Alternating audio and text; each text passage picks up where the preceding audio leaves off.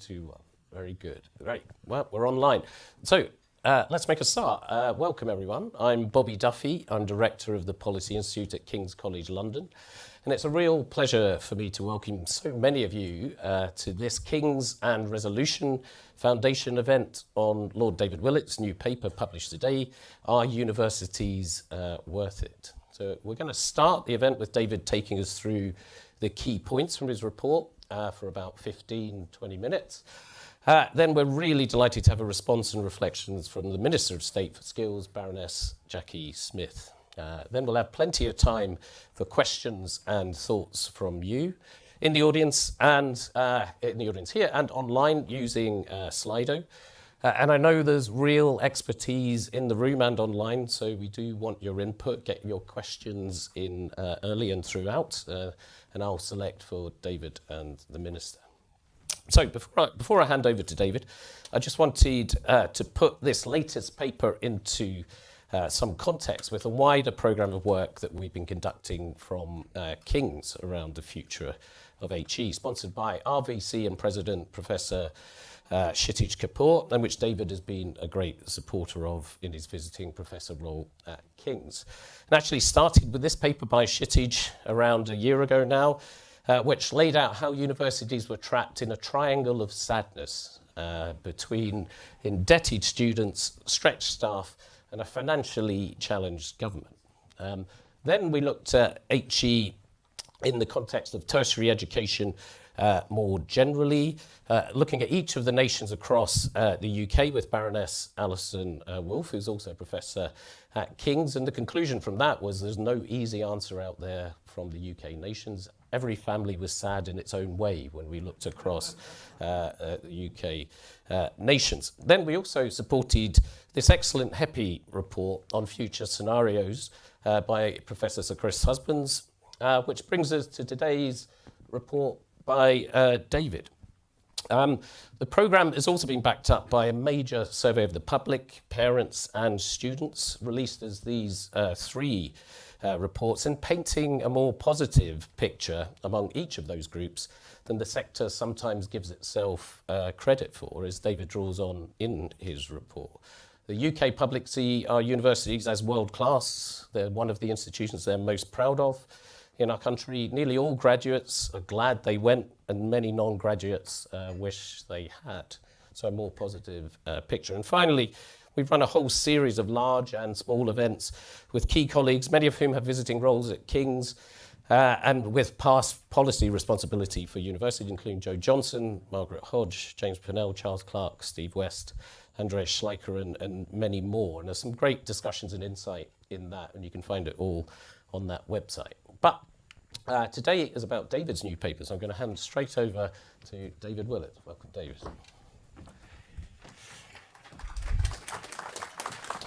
Great. Well, thank you very much indeed. Welcome to Resolution Foundation.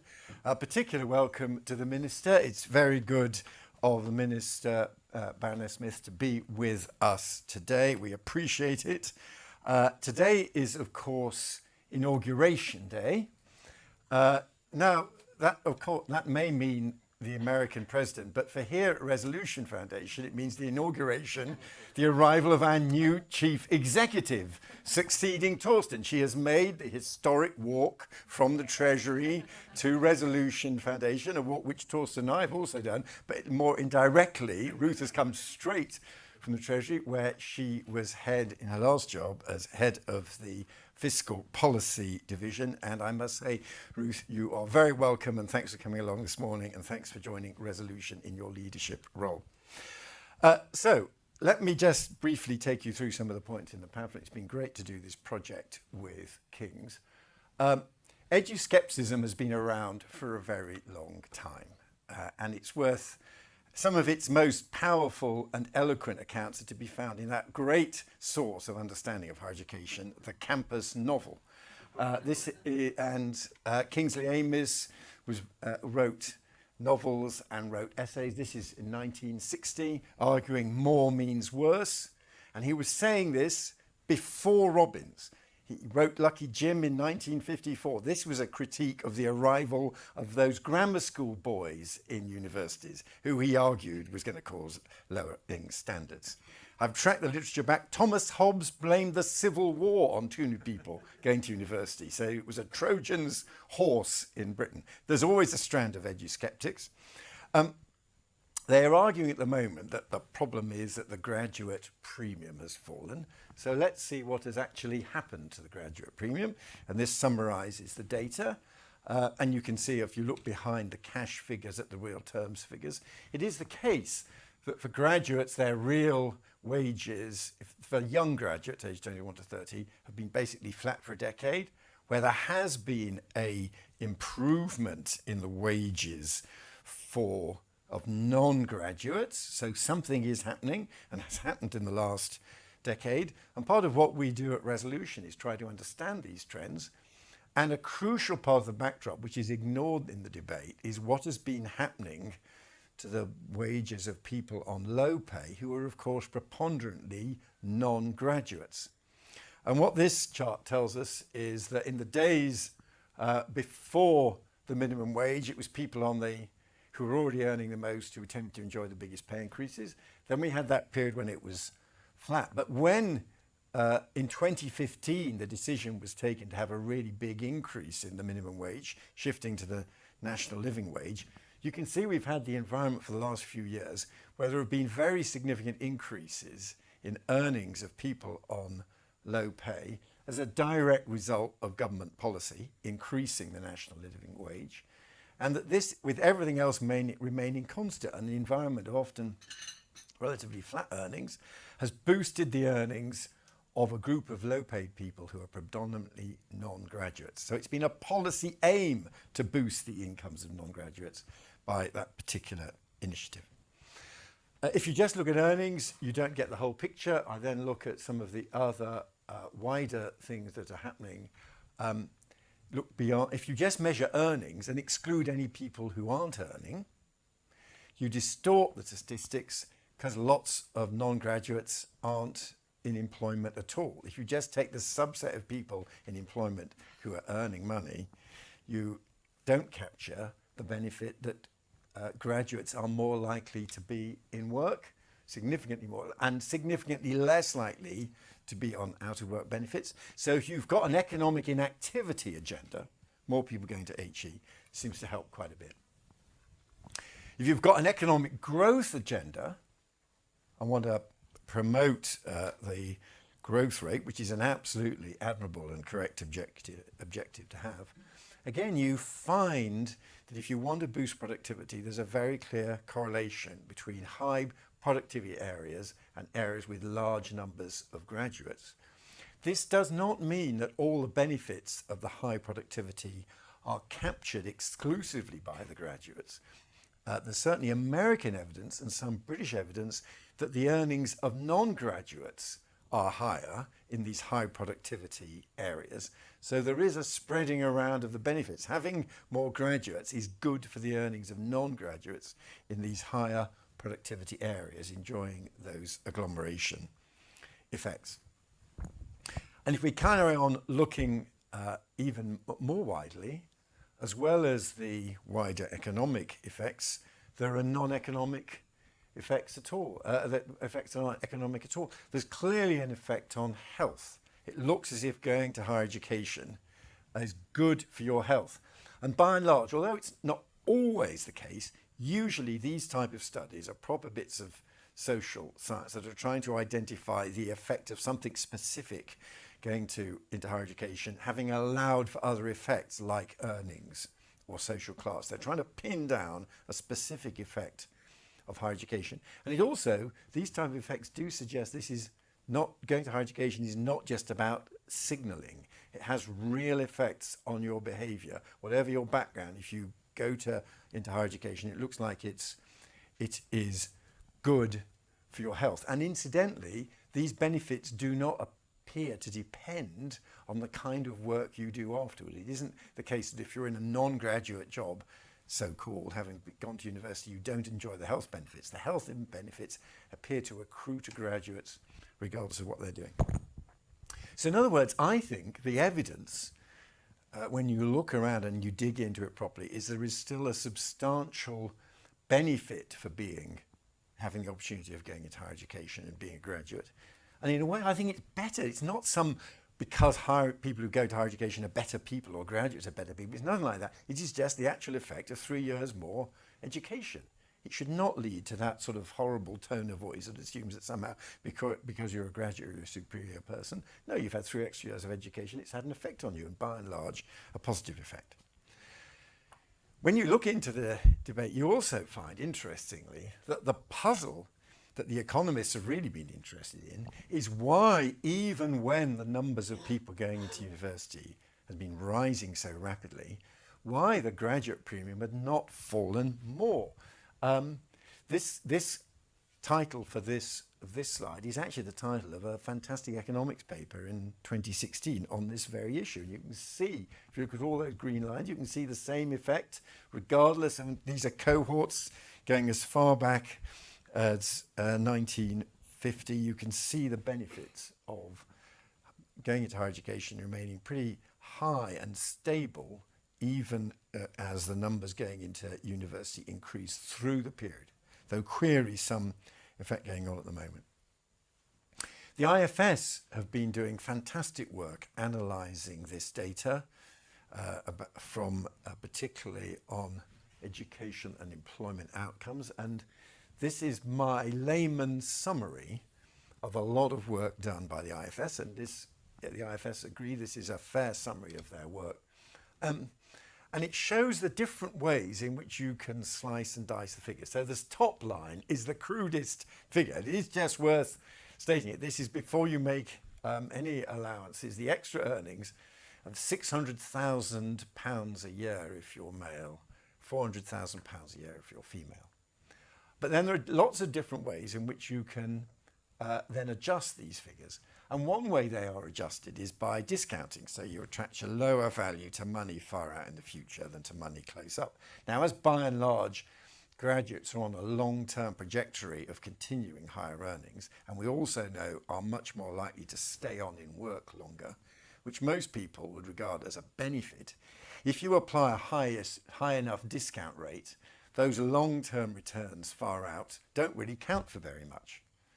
And some of the data is presented with the Green Book discount rate, which is the rate of inflation plus another 3.5%, which is a very high discount rate, and means that even if going to university actually increases your chances of working in your 50s and 60s, it will barely show up in the data because by then it's been discounted to such a low value, despite the fact that the government, quite rightly, is worried about economic inactivity amongst people in their 50s and 60s. So it would appear perverse to use a measure of the effect of going to higher education, which makes that effect trivial. So I prefer the discount rate, inflation plus 0.7, which is the one that the government actually uses for valuing the student loan book. The other kind of adjustment you can make is try to work out what if someone just like those graduates had not gone to university, the counterfactual. It's quite tricky and it's ambitious. It's the right thing to do in principle. It's hard to get right, but of course, if you try to look at someone like a university student who didn't go, they nevertheless have some benefits. They never have some benefits of their prior attainments and skills. And you can put all those together. My view is that the best, most fair summary of the data is one line up from the bottom, the 0.7% discount rate and the IFS's heroic attempt at counterfactual. And that's after tax and loan repayments and everything. That is a very significant real benefit from going to university. And keep those 280, 190,000 pound figures in mind as you look at what the alternatives are. Now, one alternative is the early years alternative. And look, I understand the value of early years as a grandparent now with a young boy going to nursery. I completely understand the value of my grandson having that experience. But it is when we had Pat McFadden explaining the case for investing in early years, he cited some other IFS evidence on the long-term earnings benefit of early years. And in the Sunday Times report, which track down the IFS reference, it's 27,000. If £27,000 justifies government support for early years, you might think that on these measures we've got of a benefit from higher education that's potentially 10 times that, there is also a case for higher education. Now, it comes in many forms, and there's another sort of popular alternative, the degree apprenticeship.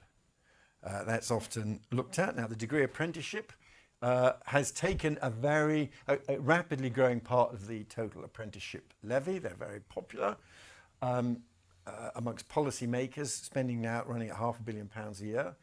But it's worth remember, on some of the criteria that are used, you have much higher dropout rates, and when you do a very precise comparison of a given subject and compare people doing a degree apprenticeship and doing a conventional university course in the same subject, you find that the people doing the degree apprenticeship are more white, less disabled, less likely to have been on free school meals. Degree apprenticeships are significantly more socially selective than getting to university, and getting to university is a great way of helping people who've been on free school meals. So I think this is all worth it, and the evidence still shows that it's worth it, and it's worth it even when you get into the fraught issue of university fees. So there's only a tiny bit of the pamphlet on this, but here is the summary of the evidence when you've seen what the graduate premium is.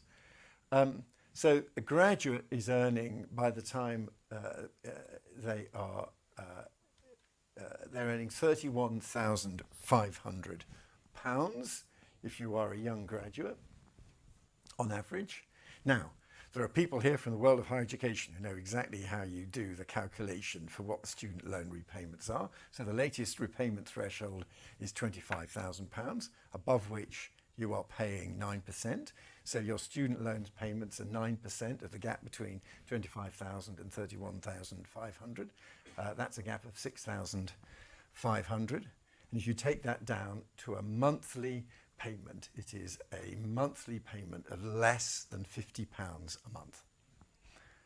But meanwhile, the non-graduates are earning £26,500. So the effect of your graduate loan repayments is to reduce your graduate premium from the £5,000 extra you're earning as a graduate to after your loan repayments of £4,400 approximately. In other words, this is a very good deal.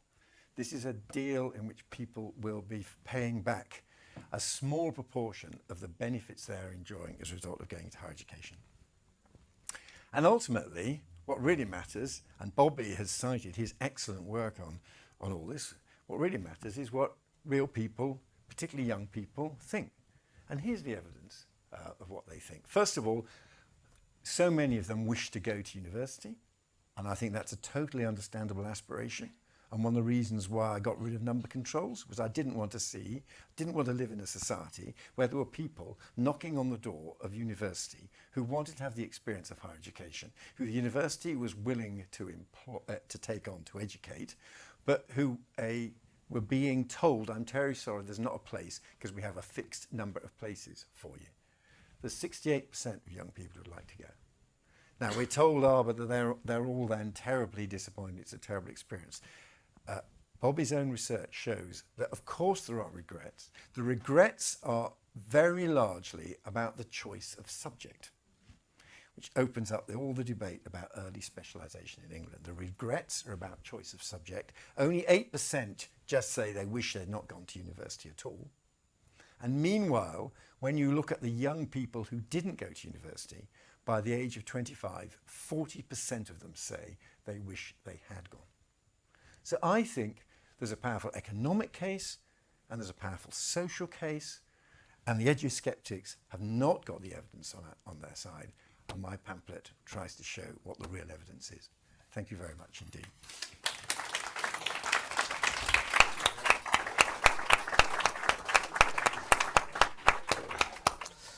Thank you so much, David. Just before the Minister takes the stage, just a reminder to people online to submit your questions, and I'll be going through those. But please, Baroness Jackie Smith. So, first of all, thank you, David, for giving me the opportunity to come and respond to your pamphlet this afternoon. Thank you, Bobby, for the sponsorship of the King's Policy Institute, which appears to me to be the place where university ministers go not to die, but to be reborn in the really very positive way that we've seen today from David's contribution. I'm still early enough in my time as skills minister with responsibility, amongst other things, for universities, not to have to worry, I hope, too much about that. In fact, I'm actually on my third stint at the Department for Education and delighted to be back. And to be back, of course, as part of a government which has made both opportunity and growth key missions of our government. And to that extent, I very much support David's argument that higher education can ensure both individual opportunity and also can support our objective to grow the economy, benefiting as well as those who have gone into higher education, those who don't themselves go into HE. And David, I'm therefore keen to join your campaign against the edusceptics and to ensure that more people are able to benefit from higher education. But that, of course, isn't an argument for the status quo, but rather the importance of higher education is the spur for further reform, as I will spell out.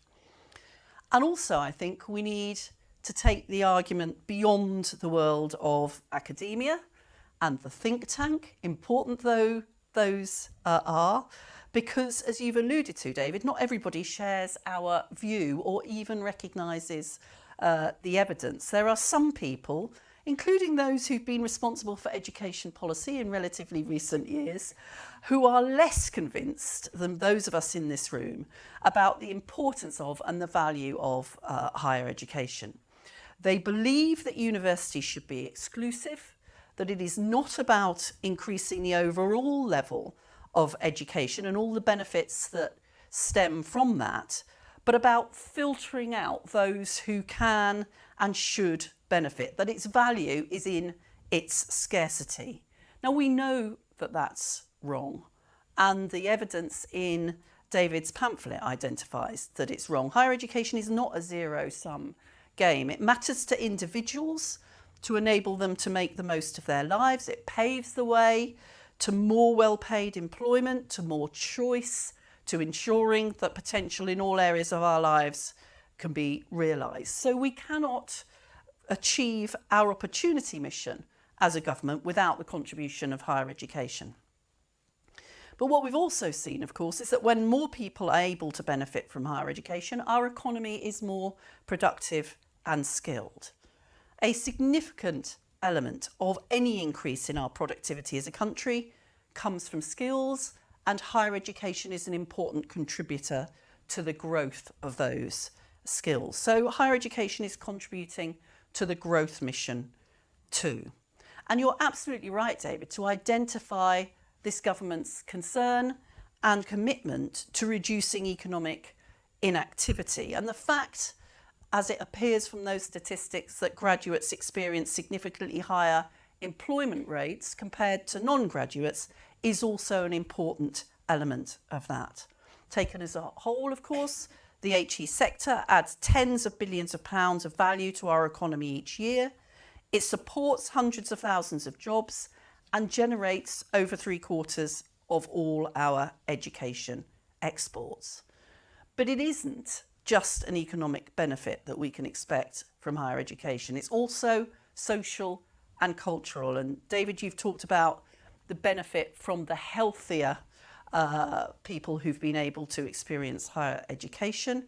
We could also argue its contribution to a more cohesive society.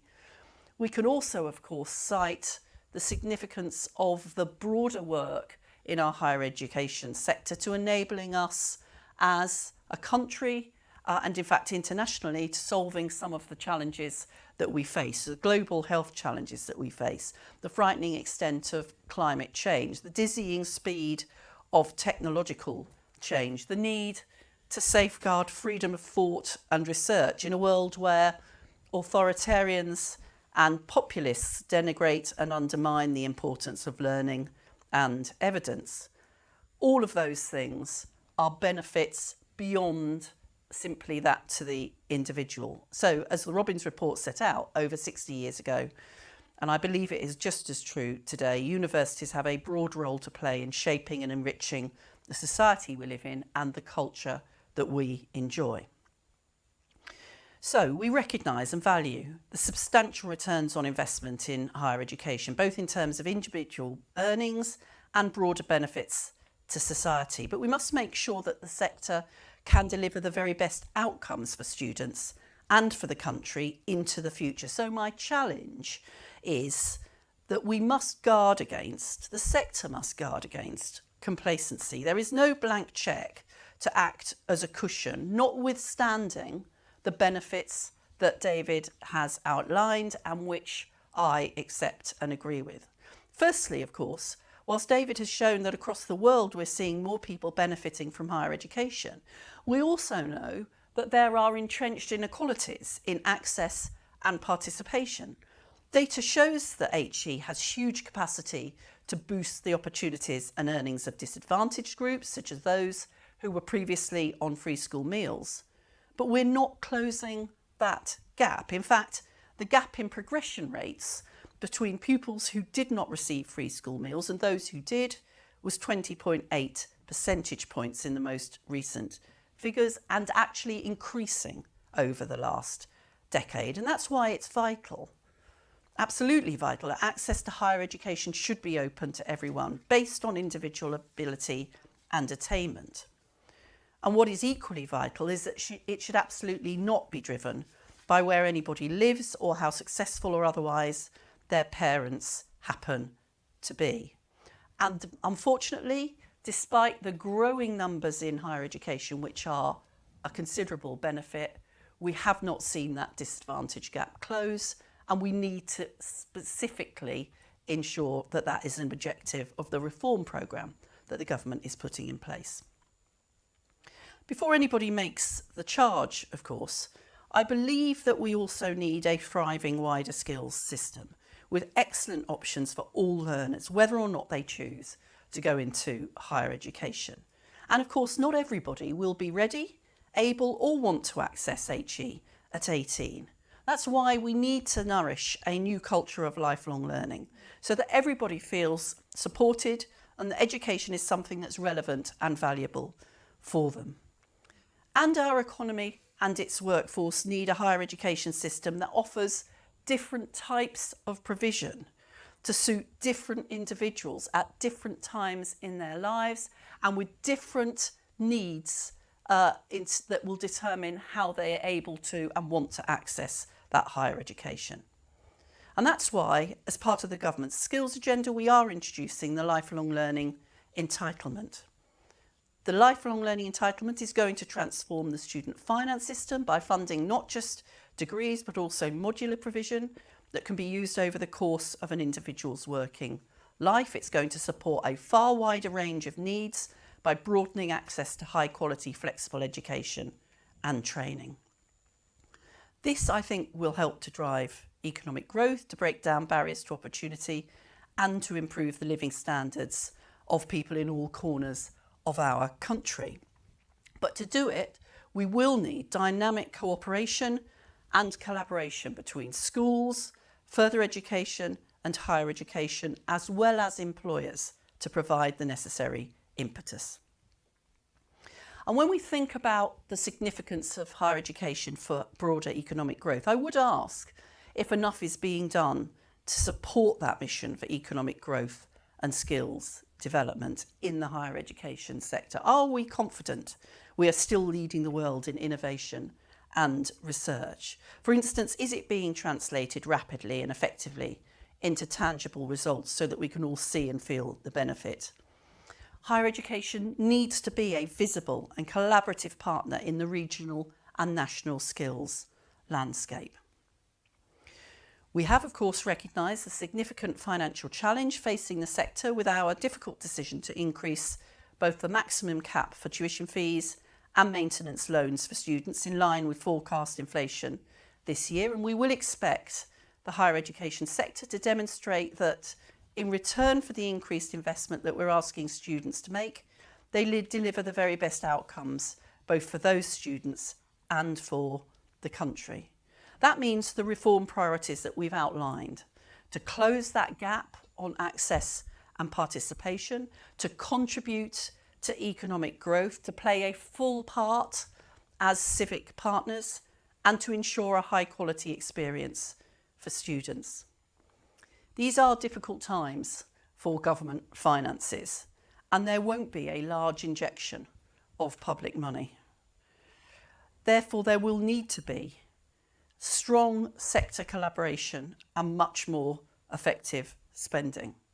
The UUK Task Force on Efficiency and Transformation in Higher Education, chaired by Sir Nigel Carrington, is a good start. I'm expecting it to be challenging and ambitious, identifying and acting on opportunities for real change. I particularly want to see greater collaboration and partnership through new models and ways of working, ways that clearly show value for money for students and taxpayers. So, I know that everybody in this room shares our ambition about opportunity so that all can flourish. I think there is a strong case that has been made for the enormous contribution of higher education. But we need, as I say, not to see that as something on which we can rest, but as the spur to ensure that we are making the most of our higher education sector and that that sector is doing all that it can to contribute to the opportunity for all individuals and to the growth that our economy needs. Thank you.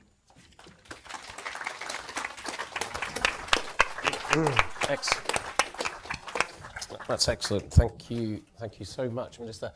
And I think we've got some microphones coming. Yep, we've got one there. So I'm going to take 2 or 3 questions in the room. First, if you are online, do get your questions in, and I'll pick some of those as the next round. Let's start there, and then I saw this. No, oh, good. All good. No, all good. No. If you hold it close to your mouth. I will, thank you. Liviu Matei, I'm a professor of higher education policy at King's, but I don't work with the current or former ministers, only with regular students, possibly future minister. I have a question that I will introduce going back to something that David Willetts said, and David, you introduced the last part of your presentation with the phrase, "The evidence still shows that." So I want to ask a question about that, because studies about the returns from higher education have been done a lot since the 50s, probably, as you mentioned yourself. So is there something new in these studies, either in terms of finding, like factual findings, or lessons, policy lessons, or if this is not the point of providing something new, where is the relevance of this very impressive study otherwise? Great, thank you. And we will go back because I did mean, yeah, there we go. Thank you very much indeed. I'm Anthony Finkelstein.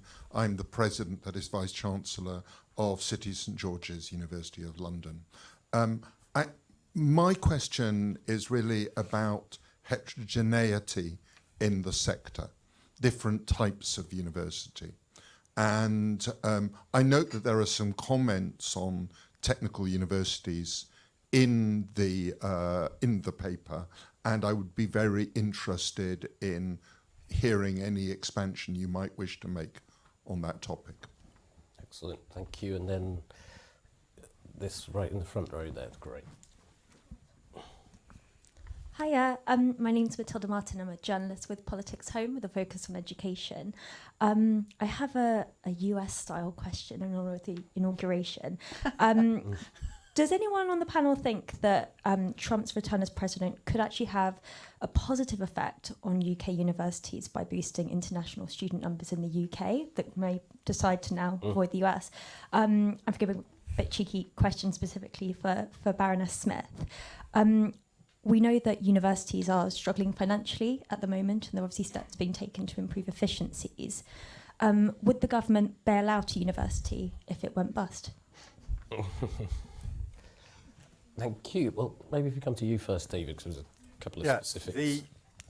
I think what is new in the pamphlet is to put the higher education graduate premium debate in the context of what is happening to the wider British labour market, which is what we study here at Resolution Foundation, and to argue that the big change is the surge in the earnings of a key group of non-graduates, those on or close to the minimum wage as a result of a deliberate government policy decision.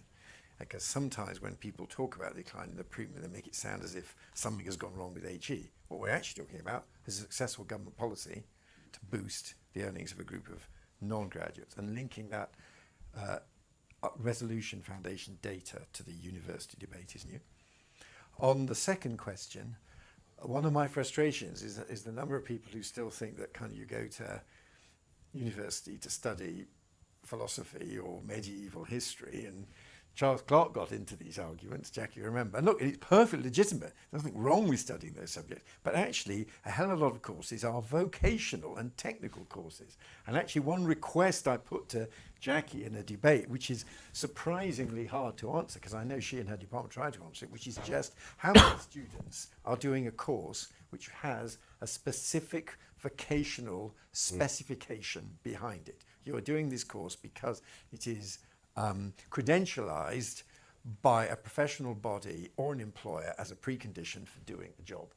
And we know the number, it's actually quite hard to know the number of students, but it's a lot. And I, from various evidence, would suggest it could well be 40%.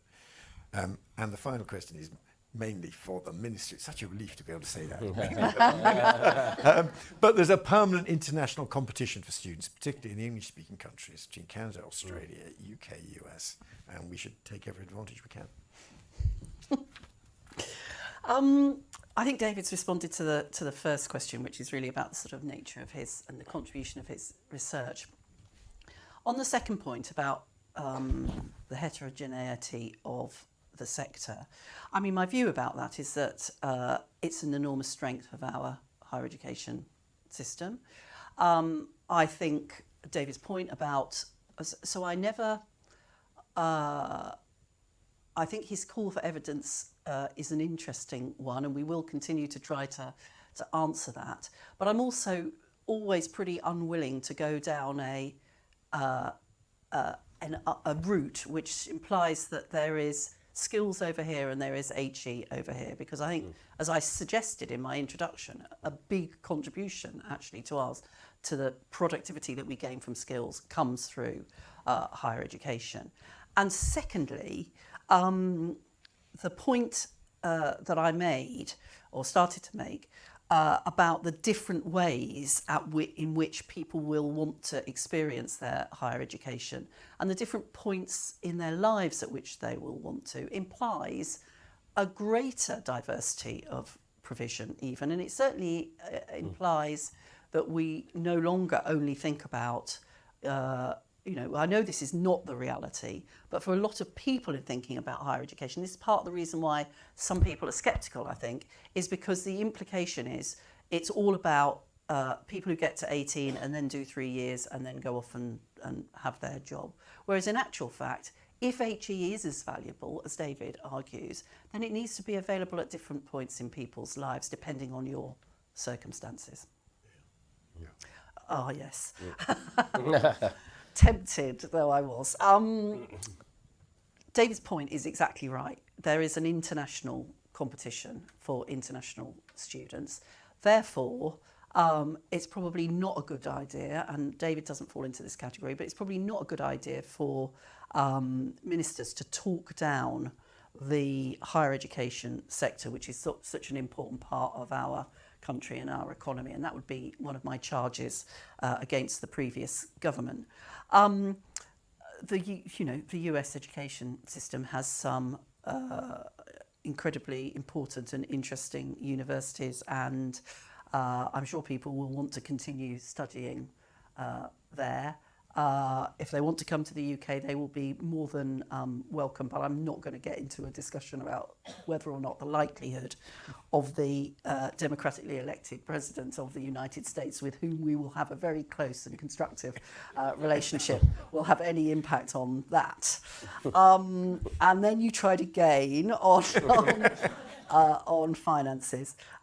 Look, before we get to the point where we have to consider this bailout point, we needed and we took quite immediate action. So whether or not that was redirecting the Office for Students into supporting and having a much clearer view about the financial situation in the sector and refocusing its resources, whether or not it was the decision to increase tuition fees to for this year provide some additional funding.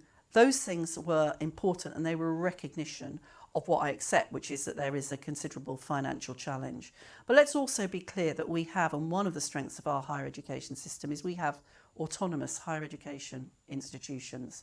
And it is not, in the end, for government to substitute itself for what needs to be happening. Yes, more broadly in the financing system of HE, but particularly in the governance of higher education as those autonomous organisations, in order to ensure that they can continue to be successful and they can continue to achieve. And they may, and this is why I reference the UUK Commission, they may need to organise themselves differently in order to do that. But it's right, probably, that that is a sector-led commission and set of decisions that will need to be made. Great, thank you. I'm going to take a couple from Slido and then come back to the room, so there will be another round. For people here, I don't know whether, Alessia, you can... Yeah, so I'll just take two from this for now. The drive for efficiency is a very necessary part of moving our sector forward. Many universities to learn, and micro-institutions, SMEs, rise independent HE sector. However, what role do David and Jackie see for DFE, OFS and other regulators in reducing burden? How can the regulatory bit help us? And then a second one, which I thought was interesting, because we are starting to look at this at the Policy Institute as well at King's, is while looking for answers, what other countries' models have you considered? UK seems to compare itself to the US and Australia. Those are very peculiar funding regimes. Can we learn from how European countries fund and govern universities? So maybe again, if I start with you, David, on the role of regulation in this, and what can we learn from elsewhere? Yeah, I think on regulation, I mean, I think perhaps that might be more of the miss. And I've actually taken on from my friend Joe Johnson a debate in the Lords about the OFS in the very near future. And I do think it's important that the OFS acts in a way to lower its overall burden, absolutely to focus on the key things. I think there's a question mark whether it's stopping its work on recognising new entities might actually make supply side change in the sector harder. And going back to that question about universities in financial difficulties, if a university is in financial difficulties, one of its biggest assets is university title and its name. And you should expect in those circumstances, a university in a negotiation where there's some rescue package and perhaps people want to take it over or take over some of it or some kind of deal, which absolutely has to be properly regulated. But if you're saying you're not looking at new names or whatever, or this kind of potential market is going to be stopped because the OFS won't even look at it, you're going to have regulation standing in the way of potentially some university rescues. And then on this question, I mean, the fact is, as I say in the paper, the UK system, the English system, is unusual in how low the taxpayer contribution is. And look, that was a consequence of some very fraught public expenditure negotiations back in the summer of 2010. And when there was a big reduction overall in public spending, and we have a relatively high graduate contribution to fund it. Now, we could sit around fantasizing about returning to levels of public expenditure like they have on the continent, but I just don't think it's on the cards. I don't see it being a priority for any government, so we have to find other ways of funding it. And my view is that the model, which of course began with the last Labour government of the fees and loans, is actually a fair and progressive way of funding them. Okay. On the regulatory point, I have no doubt that there are, on the margins and even in from the margins, ways in which both that the DFE could consider the regulatory burden that it places onto higher education.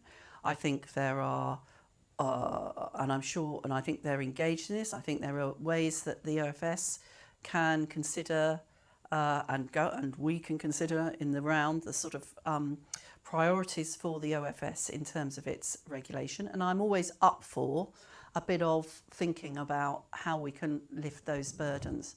But I don't believe that it's regulatory burden that is causing the financial problems within the HE sector. So you can make that argument, but that's not going to solve financial challenge. And that's going to need something longer term and more fundamental than simply tinkering around with the OFS. And on the international point, I mean, I am sure that there are things that we can learn internationally. It becomes more difficult when you're a minister to do that sort of reading and gadding off around the world in order to learn those lessons. But I'm open to thinking about that. But I have to say that David is absolutely right. Different countries will be coming at this from a different approach to the balance of funding for their higher education systems, and we are undertaking at the moment considerable thought, and will come forward in the summer with our broader reform programme, the sort of key pillars of which I touched on in my contribution.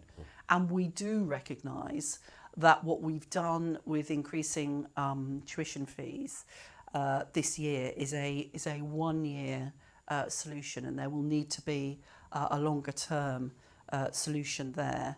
And it is already, of course, the case that whilst we do have a high proportion of contribution from students repaid through the loan repayment system, there is some central government resource that goes into the higher education sector. It is not, in the current financial situation, likely to be, well, it will not be the case that there will be a sort of enormous transferring of the funding of higher education from the current student contribution system to a taxpayer-funded system. And so I can travel around as many European countries as I like, but the reality remains the fiscal inheritance that we have as a government, and that will be the starting point on which we'll be developing our reforms. Thank you very much. So we'll take some questions, and I'm sorry, Hugh, I'm going to make you go wide since we've gone. So we start down this end.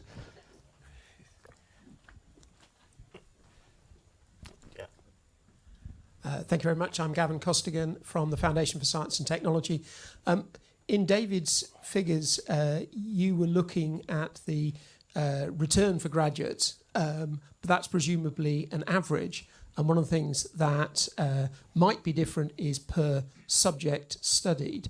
And so the returns for studying some subjects may be less than studying others. So I'd be interested if that's true.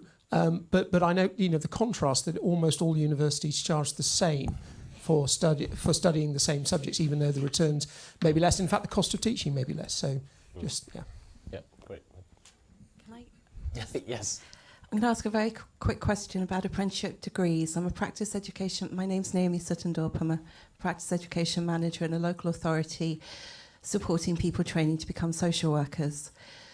For some of the people that I work with, it is a silver bullet. Last year, there were 2 silver bullets. There was a grant both to train as social workers, but there was an additional grant for the apprenticeships around the social work apprenticeship degree, which we used for people to do their maths, their functional skills, which is a Michael Gove thing, I think, and I'm very grateful to him because I've done an apprenticeship and I now have my maths and I can't believe how I lived without it. So my question is, for those people who have families who were not able to get into university, whose teachers were oppressive and mean and cruel, who failed their 11 plus, who struggled, and are now in amenable employment situations where their managers and employers want to support them, how will this government continue to help mothers, fathers, people with mortgages and children to raise, people who are doing their GCSEs alongside their children?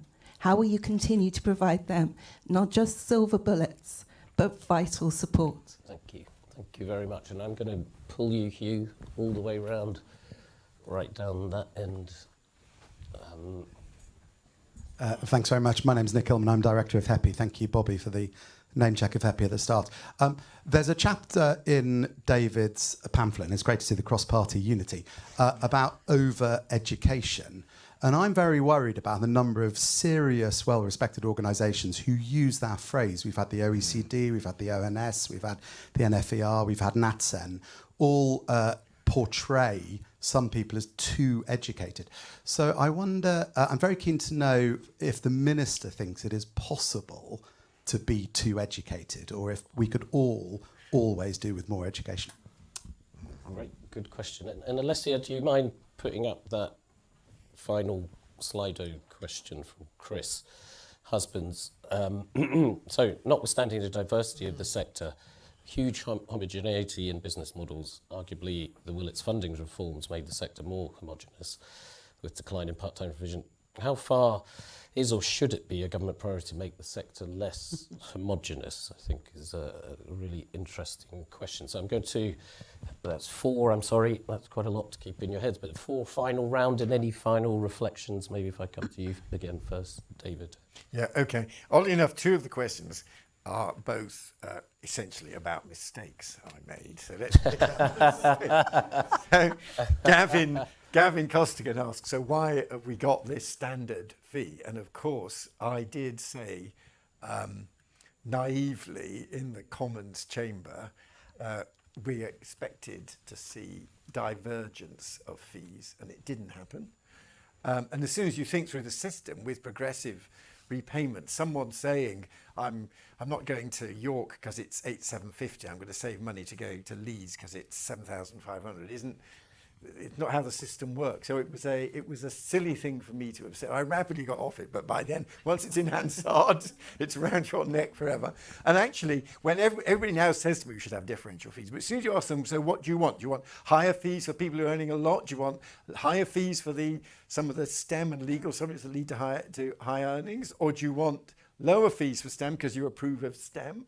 A lot of the people who want differential fees, when you put them in a corner and say, okay, on what principle are you to differentiate, you find that nobody has got any agreement on how that would work. I think it's better that you use the exchequer funding in so much available to help out the high cost subjects. And then jumping straight on to the other mistake, this point about the decline of part-time provision, where we did think that extending larger fee loans to part-time students, mature students, would help them. And it didn't work out like that. What became clear was that the decision about taking out a loan, which for an 18-year-old is a massive fork in the road, and when you've got the kind of evidence in the background like that's in the pamphlet, yeah, of course it makes sense. Go to university, you don't have to pay up front, you'll only pay back if you're in a well-paid job. Expecting a 40-year-old who's maybe got a mortgage and is not so clear that going to university or taking on a part-time course will transform their financial circumstances, and they might start paying back before they've even finished the course, is much tougher. So the lesson I learned was that the loans model is much more effective for people at the fork of the road decision at 18 than for mature potential students. And I've had this conversation over the years very often with Alison Wolf. I think I very much hope LLEs succeed. I think the loan model, it does make it harder, and I would love to see grants for institutions like the Open University in Birkbeck. And looking back, I wish I had negotiated some specific grants for them, the main part-time providers. And I think, time is done. I think for all the other issues, it's best to leave it to the minister. Okay. Gavin, I mean, I think David has identified some of the sort of challenges of a policy of differential fees. I would just make and it is, of course, still the case, and that that element of taxpayer funding that I was talking about previously through the Special Priorities Grant does enable there to be greater funding for those subjects that are high cost. I just make one other point, though. I always think it is slightly dangerous to... I think you can make the argument for the benefit and the sort of economic benefit that comes from different courses without then drawing the conclusion that there is not value in those courses which don't have that type of economic benefit. And I don't think that's sort of trying to have your cake and eat it. I think it's perfectly reasonable to say there is an economic benefit from higher education, but there are some courses which don't bring the graduate premium or the economic benefit, but which are nevertheless important both for those individuals and for us more widely as a society. And I wouldn't want us to therefore say, that somehow or another they are of lesser worth.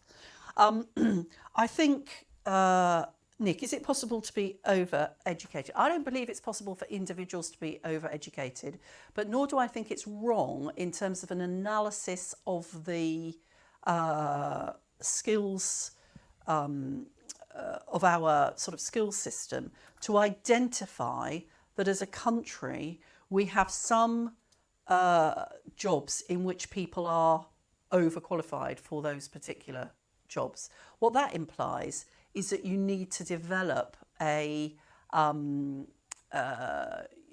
sometimes by choice, by the way, but what that means is that you need to think about how your labour market is working in order to ensure that people are getting, that we are getting the most productivity and the most out of those jobs, and that we are making sure that we're matching skills to where those skills are needed. Naomi and Chris, to a certain extent, I sort of think this is a similar point. Naomi, if there was one thing that David said that made me twitch a bit, it was his slight denigration of degree apprenticeships. I thought I may be putting words into your mouth, but and I thought that was wrong. Now, you around the room, I can hear people saying, "Oh yes, but as a government, what are you doing with level 7 apprenticeships?" What we're doing is, of course, making sure that the funding that has absolutely ballooned in level 7 apprenticeships is going to be able to be put to the service of supporting young people where we have seen an enormous fall off in apprenticeship starts. But level 6 degree apprenticeships, every time I meet people who have done them, they are people who, as you rightly say, would not have had access into higher education apart from quite often through that route. Now, there are arguments to be made about the nature of people doing those, which David made. But I think that's rather more an argument about how you ensure broader participation rather than it is about undermining the principle of them. Which goes back to my other point about we need a bigger and a renewed push on access and participation. We need to make sure that the lifelong learning entitlement does enable more people throughout life to be able to benefit from higher education. We need, Chris, to think about how perhaps we avoid mistakes of the past in order to make sure that we are achieving that opportunity for more people to benefit from higher education. And we need to really make sure in all of those areas of reform that I've talked about, that if we believe, and I think, as I said, there is a consensus that higher education is good for individuals and good for the economy, that we reform it in a way that doesn't only depend on government changing the way it approaches higher education policy, but also engages the sector in recognising that the status quo does not make the most of what the opportunities of higher education are for either individuals or the economy or our broader society and culture. And all of us need to work together to make sure that that is what happens in our reform programme. And I look forward to working with people as broadly as possible in order to make sure that that is a success. Excellent. Thank you very much.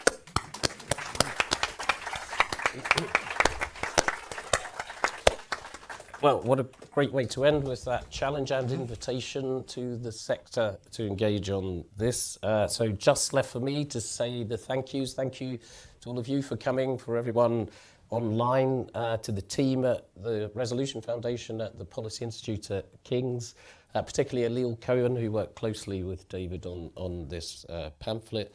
And then finally to David, of course, for the excellent pamphlet and research, and to the Minister for excellent responses. Thank you very much.